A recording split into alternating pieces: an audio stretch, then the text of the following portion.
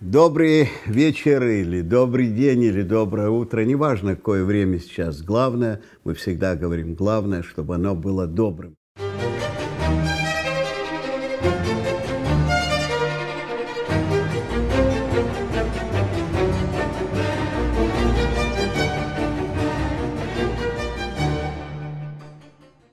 С вами Михаил Моргулис и программа «Духовная дипломатия». И вы помните наш обычай, мы всегда начинаем нашу программу с напоминанием вам о том, что все в этой жизни можно вернуть. И, знаете, и деньги, и любовь иногда можно вернуть.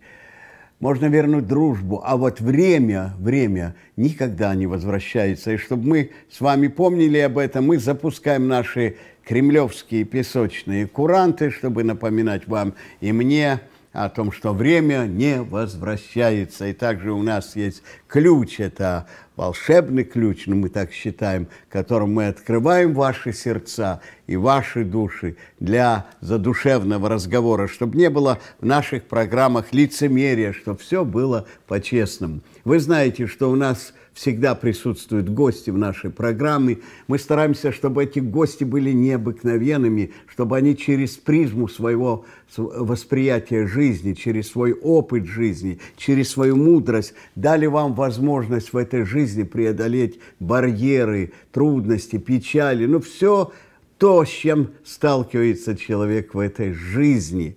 И мы сегодня пригласили к нам в студию необыкновенного гостя. Я 2 минуты скажу о нем, пару минут расскажу о нем. Это доктор Дэвид Хасавей. Дэвид Хасавей. И немножко надо сказать о нем. Он необыкновенный человек. Вы знаете, у него в жизни было много. Вообще его фамилия Хасавей означает путник, человек, который идет по жизни. Он верующий человек. Вы знаете, что за свою веру даже во времена советского тоталитаризма он был в Чехословакии арестован и пребывал в тюрьме целый год. Вообще его осудили на 5 лет, но благодаря личному вмешательству премьер-министра Англии его освободили раньше. В его жизни много было удивительного. Когда в Израиле еще не было государства Израиль, он приезжал, уже помогал людям организовывать это государство. В него стреляли мусульманские снайперы, но вот видите, он с нами, и все благополучно. Бог его сохранял. У него есть прекрасные книги, вот как несколько из них лежат рядом со мной. «Почему Сибирь?», «Чехословацкий мат», имеется в виду шахматы и тюрьма. И также, вот я также покажу программную его книгу, которая называется «Сила веры». «Сила веры». Это все книги, у него много еще других книг замечательных о том, похищение Европы, есть фильмы, книги.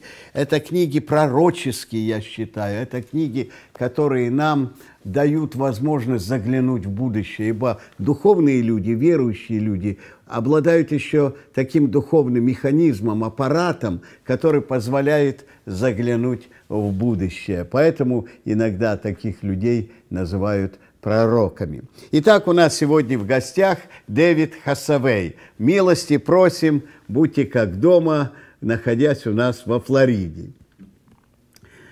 Дэвид, я буду вас называть по имени, потому что вы человек добрый, и не обязательно всегда повторять доктор, учитель, пророк. Я хочу вам задать пару вопросов. Вот вопрос первый у вас записан. Number one question. Что главное, вы считаете, что главное в жизни верующего человека? Well, it's a great pleasure to be on your program, Dr. Morgulis. And I've got to know you recently, and we've done quite a bit of work together. But to answer your question, I really believe that the most important thing for a believer is the relationship with God through Jesus Christ. You see, the problem is there's so much religion in the world. There are so many different gods. But the one thing about the God of the Bible, the God of Israel, is that we can have a personal relationship with him, know him as Father through Jesus Christ. And that's why God sent his Son, so that God is not somebody unknowable, but someone that we can have a relationship with. You know, it's very interesting because a lot of people try not to believe in God. And of course, the whole basis of evolution, the theory of evolution, is to explain man's existence without God. But there's one thing that evolution cannot solve, and that's this question that man is a worshipping animal. Now, this is quite unique because no other animal has this, but man has this inner relationship, the desire to worship. And this is seen that whenever they've gone to even find remote tribes in Africa or in India, even on remote islands, all of those people have some kind of worship, whether they worship the sun, the moon, or animals, but it's worship. Now, that is a unique thing that God put within us. It is that desire to worship. And God put it there for a reason, because he wants us to worship him. And so this is the most important thing, is that relationship with him. I have a question. I tell you in English, and after I repeat in Russian.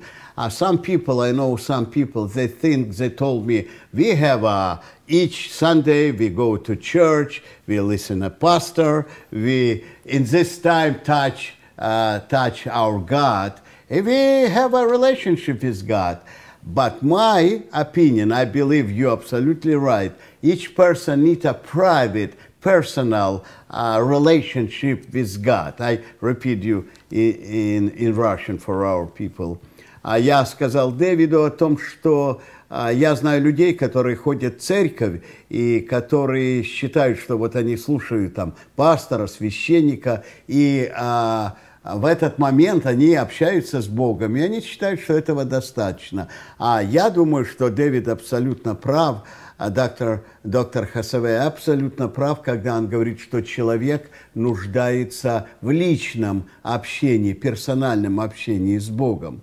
What do you think about this? Well, you're really touching on the truth, Doctor, because one can see a person, for example, on television, and with your program, there are people who see you and they recognize you, they watch your program.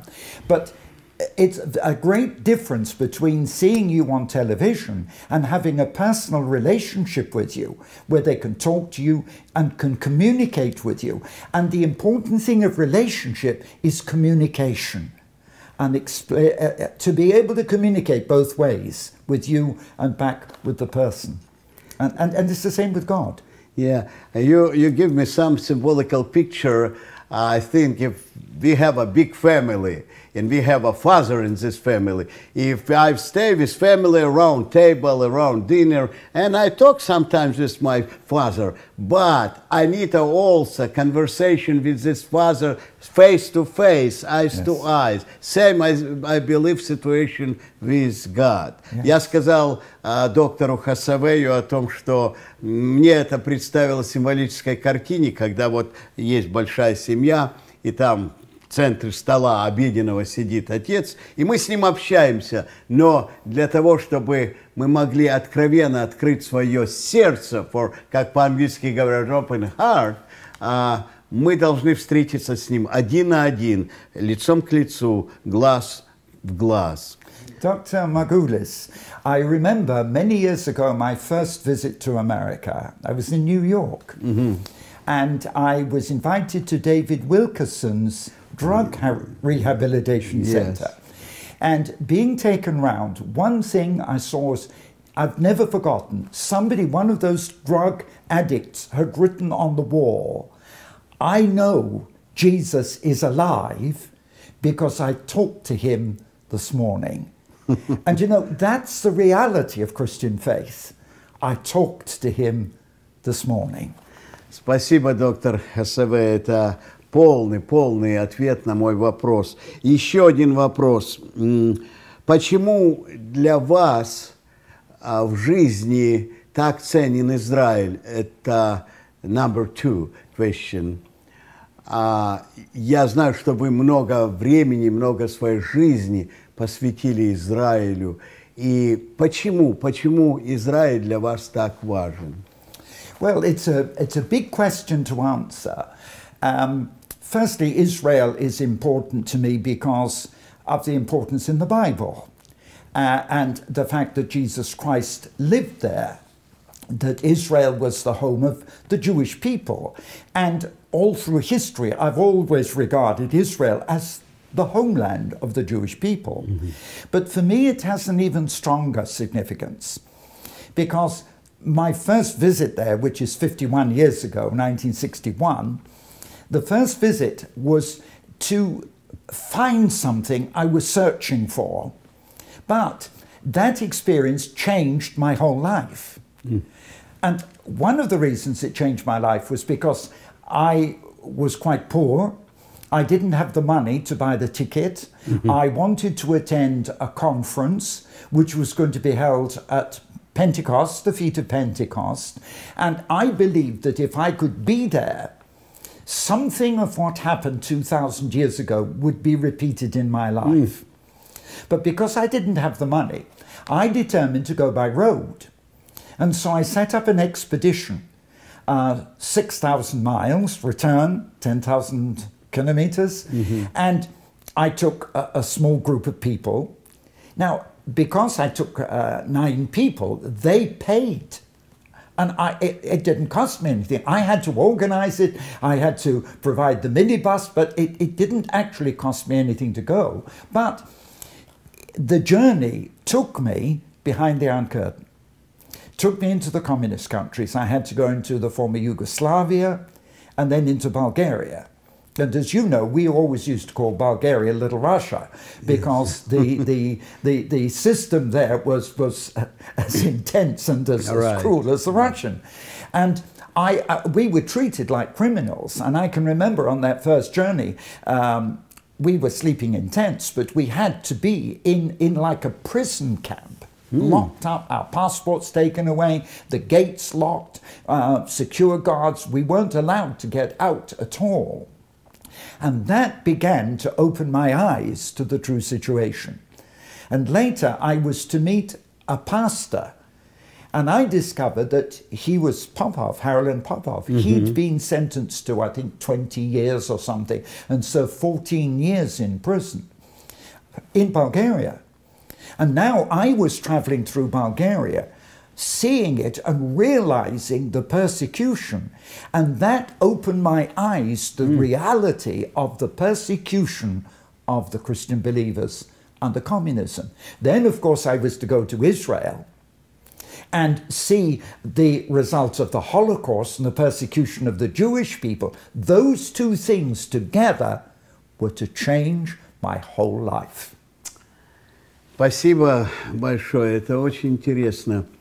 Я иногда думаю, что Израиль – это не только страна, это не только люди, но это особое состояние, особая атмосфера. И в этой атмосфере присутствует Бог. I told in Russian, sometimes I think, Dr. Hasavei, Israel, it's not only country. It's not only people who live in this country. It's a special atmosphere, special condition where is live also God. God, not face, God atmosphere, God's condition, not only people condition. And I think sometimes we forgot about Israel. It's not only country, it's a gift and signal what we have for us from God. What you think about this? Well, it's absolutely true. And the interesting thing is, it is a place where God revealed himself through his Son. And I've been, as you know, I've been more than 70 times to Israel over the years, but it's a revelation of finding God there amongst the people. You know, a country is nothing without the people. The people are the country. And it's very much so in Israel. And I noticed it because traveling across Europe, 1,000 miles across Turkey, on that journey, and of course, in the first years, I was always going by road. It became a travel company. I was taking thousands of people. But going down then through Syria and crossing into Jordan, and then coming up from Jericho and from the Jordan Valley up to Jerusalem, which is the way the Bible always speaks about it. They went up to Jerusalem, but it was the people. And the contrast between the people on either sides of the frontier was so enormous, because the Jewish people, they're so different to the Arab people, and they reflect the very life of God and the power of God. And even today, as you know, Israel is part of Europe, but it's one of the most prosperous countries. The Jewish people are so hardworking. You know, you become impressed. What is it? But it's the God spirit in them that motivates them. Right. And so I admire the Jewish people. And in fact, I'm not Jewish, but I wish I were. I actually said that on my last visit to Israel. I wish I were Jewish. I so admire the Jewish people. I know why, because you're God's man and because you understand Jewish hearts. Yes, yes. Я сказал, я понимаю, почему вы понимаете Израиль, еврейский народ, потому что вы человек от Бога, и вы поэтому понимаете сердца еврейского народа, израильского народа. И еще один вопрос, доктор Хасавей. Когда, number 3, когда вы были в тюрьме в советской Чехословакии, я знаю, что это нелегко, это тяжело пребывать в тюрьме человеку, привыкшему к свободе. Какая мысль чаще всего приходила к вам в разум? Well, to answer your question, yes. What I was thinking about most, I suppose the simple thing is, of course, is I was married, I had a family at home, right. And my thoughts were with my family. But also not only that, but my thoughts were of God. I spent a lot of time in prayer in the prison, partly because I realized there was only one way to get out. But as you know, I was in prison because of Bible smuggling and for preaching the gospel. You see, once I'd set up this overland route into Israel, and then the Six-Day War closed the route into Israel, God directed me into the communist countries. And I had licenses to take tourists into all the communist countries. I had freedom, actually, to travel, which gave me a freedom to take Bibles. I converted one of the buses so that with a special compartment, it would carry 2 tons of Bibles every time I went. Now, this was a massive operation. And in effect, I became a professional smuggler in that sense. But when I was in the prison, I was denied my Bible. And every time I asked to have a Bible, they always said, it's this filthy book, and they would curse and they would swear about the Bible. It's this filthy book is the reason that you're here. But the amazing thing is that after I'd been in for 9 months, God worked a miracle. And I laugh and I say, well, I was a professional smuggler. I actually managed to smuggle a Bible into my cell. Now, it was amazing how I did it, because my Bible was in my baggage, which was kept in a cellar under the prison. But the British consul was visiting me, and we weren't allowed our own clothes. Of course, we only had prison clothes. And I was asking to be able to get some warm clothes for the winter. and the officers refused, but eventually the British consul persuaded them to let me go down, and they said, all right, just one time you can go down, you can get some warm clothes. And of course, when I got down there, the first thing I saw in my baggage was the Bible. And so I forgot all about clothes. I just grabbed the first clothes I could see, hid the Bible, and I was actually able to get it back into the cell. So I was the only prisoner in the whole prison that had a Bible. And that became a key, because, you know, the Bible is the very center of the Christian's life. And before I had the Bible, something very unusual happened. I was getting letters from people in England, and they wrote different things and would quote from the Bible, but I got this letter from somebody, and it was signed from John and Ruth. Well, I didn't know who they were. And then another letter came from on the same paper, and it was a distinctive paper and the same writing, but it said this one was from Peter and Matthew. And I thought, that's strange. And then I realized what they were doing was, the whole letter was quoting scripture, and the book was the name of the person. So Matthew and Peter, it was from the Gospel of Matthew and one of Peter's epistles. And I was actually able to use these scriptures to preach the gospel in the prison even before I had my Bible. So it's quite an amazing story. But you say, what were my thoughts in the prison? Well, of course, the thought in any prisoner's mind is how to get out. Yes. But I tell in Russian, and after it translated to English, вот вы были, первое решение суда было дать вам 5 лет тюрьмы, и вы, наверное, вы не знали, что вас освободят через год. И вот как вы думали, как эти 5 лет пройдут, насколько это тяжело будет, как это будет трудно для вас, какие мысли вот успокаивали вас.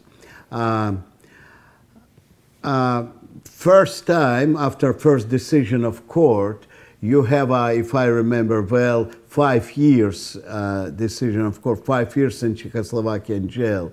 You not know on this time you will be freed, you will have a free after 1 year. And like you said, stay in jail with this idea, you have 5 years in jail. What you think, what will give you more quiet and more enjoy in your heart? What?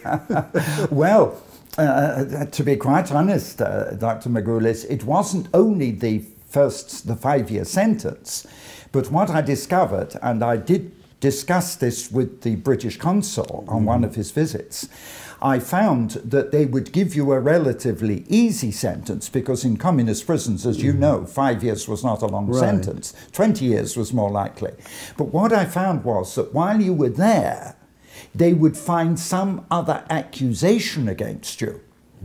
And this was brought home to me because a young man was brought into my cell. He'd been sentenced to only a short sentence, 2 or 3 years. He'd been released, and as he went out of the prison, he was rearrested and brought back in. And they accused him that in his first sentence, he'd made statements against the government and against the president, which he had not done. But he was then to serve another sentence. And I found out that they were actually preparing another accusation against me because I was preaching the gospel in the prison. And I feared that I would have a second 5-year sentence. And even what they were saying to me was, in the prison, they were saying, you will never get out alive. You would die in this prison. So it was a really serious thing. So the only thing which comforted me was that I knew I was there as part of God's purpose for my life. And I looked at the other prisoners, and they all developed a nervous shake because of they said virtually every prisoner at that time in Czechoslovakia. And they also told me one person in every three in Czechoslovakia, a lawyer told me, one person in every three in Czechoslovakia went into the prison. And they developed this shape because they had no spiritual background. But what changed me was a realization, look, I'm in here because I was serving God. God has a purpose in my being here, and God is the only one who can get me out. And then it became a challenge to pray my way out. And the miracle was that after the trial, when they were very angry with me and they were calling me every kind of criminal, the thing was that 2 days after the trial, I had a dream. And the first trial was after 4 months. But because I appealed against it, I had to stay another 2 months. So 6 months before the final verdict. But after that first trial, I had a dream. And God actually, in that dream, showed me the day that I would be released. Now, I couldn't believe it, because I knew that the churches to which I belonged in England, every Easter had a big convention in the largest auditorium in London. And in the dream, I saw myself out of the prison in that auditorium speaking to 10,000 people. Well, that was crazy. I was going to be in prison for years. How could I be in London and be in the Royal Albert Hall for this Easter? So I just couldn't even accept it. But the more I prayed, I then began to pray into that dream. But when, after 9 months, I got my Bible, when I was reading the Bible, God confirmed the dream from the Bible. Then I knew, after 9 months, that it would happen. And so I then began to pray into that. So the thing which kept me different to the other prisoners was my faith in God, and my faith in a God who could deliver me even from a communist prison. Спасибо, спасибо. Да, что я понял, что Дэвид говорит очень важную вещь. Доктор Хасавей сказал очень важную вещь. У нас бывают сны обычные, а бывают сны, посланные нам Богом. Если в нас живет вера, вера в того, кто послал этот сон обязательно исполнится. Так было в его жизни. Доктор Хасавей, еще один вопрос, тоже касается Израиля, Святой Земли, как мы называем. Можете ли вы много раз посещали Израиль, вы много путешествовали, я смотрел фильмы о вас, когда вы в Израиле. И, может быть, в вашей памяти, в вашей душе остался самый яркий эпизод, который сохранился у вас об Израиле? Well, I think there are three particular things that affected me in Israel. The first was, my first visit was to attend a conference. And it was a conference of Pentecostal people to be held on the day of Pentecost in Jerusalem. Now, I believe the Jewish prophet Joel prophesied first rain and the last rain. And I believe that the day of Pentecost was the first rain on the land, and that the last rain, the latter rain, is the present outpouring of the Holy Spirit, which we have now on the church. Right. And I was there as a young evangelist because I wanted a new outpouring of the fire of God, because I believe in God's power and God's fire in my life. And nothing actually happened, and I was bitterly disappointed, because it seemed that of 3,000 people in the conference, there were 2,999 tourists and me. But yet I was to discover that that first visit to Israel was to change the whole of my life. So God did actually work. The second thing was that when I got there, on the way to Israel, I was to visit the concentration camp in Dachau in Germany, just outside Munich. That touched me. when I arrived in Israel, I found that Adolf Eichmann was on trial. Right. And of course, he was accused of mass murder of the Yes. Jews. But I think the thing which probably affected me most about Israel was from that time, 1961, it became a travel company. I was going up to 8 times a year and I was taking hundreds of thousands of people in. But in 1967, I was actually there when the Six-Day War started. Mm-hmm. And I had 2 groups. I was on the Jordanian side because in those days, Jerusalem was divided. We approached Israel through Jordan, came up to Jerusalem. The old city was in Jordanian hands. Then we crossed through the Mandelbaum Gate into the Israeli side. Well, the tour company had developed so much that I now had 2 groups. And I would have one group going in that side and the other group coming in by sea into Israel, and they would change over. But when the war started, I could tell something was happening, and the British consul told me to get out. And I refused. I'm quite a rebellious person, and I refused to get out because we wanted to see as much as possible. We actually wondered whether we would ever be able to go back to Israel because of the fighting.